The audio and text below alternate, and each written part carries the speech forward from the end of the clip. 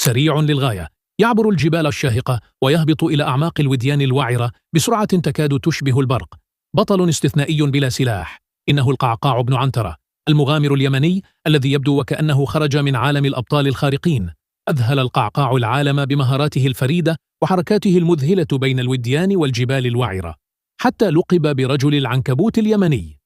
فهو يتحرك بمرونة وثقة تذكران بشخصية سبايدر مان، متشبثا بالحواف المتفتتة ومتدليا من المنحدرات الخطرة وكأنه يرقص على خيوط الحياة.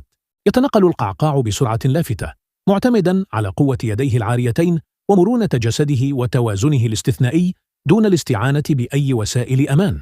وقد تمكن من تسلق فوهة بركان دمة الشهير، وخلد اسمه بكتابته على الصخور الملتهبة، متحديا المخاطر وقوة الجاذبية بثقة تثير دهشة كل من يشاهده.